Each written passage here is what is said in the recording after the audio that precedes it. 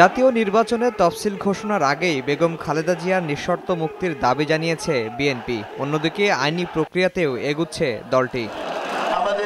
মহান স্বাধীনতা যুদ্ধে শহীদদের সংখ্যা নিয়ে বিতর্কিত মন্তব্যের অভিযোগে সোমবার নড়াইল ও ঢাকার মানহানির 2 মামলায় বেগম জিয়ার জামিন আপিল বিভাগে বহাল থাকায় এখন আইনি প্রক্রিয়ায় মুক্তির আশা দেখছে দলটি।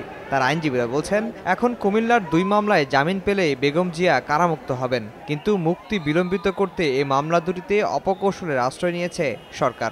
আর 2টা মামলা আছে, যে মামলা 2টা কুমিল্লাতে, এবং সেইটাও রাজনৈতিকভাবে তারা ডিভাইস করার চেষ্টা করছে।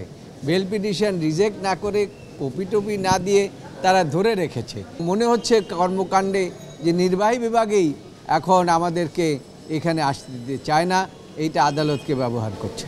সরকার অপকৌশলের আশ্রয় নেয়নি জানিয়ে অ্যাটর্নি জেনারেল বলছেন, একদিকে নিঃশর্ত মুক্তির দাবি, অন্যদিকে আইনি প্রক্রিয়ায় অংশ নিয়ে বিএনপি বেগম জিয়ার মুক্তি নিয়ে রাজনীতি করছে। যত দাবি করুক, আইনি প্রক্রিয়া ছাড়া মুক্তির অন্য কোনো পথ খোলা নেই বলেও জানান তিনি। তাকে ছাড়তে হবে, আবার বলবে যে না, তার জামিন চাই, আবার আদালতে আসবে। দুরকম তো হয় না।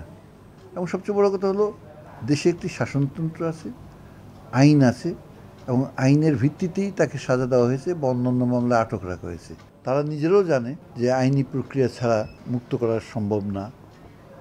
তারপরে এই কথাগুলো বলছে, শুধুমাত্র এটাকে রাজনৈতিক একটা স্ট্যান্ডবাজি বলবো আমি।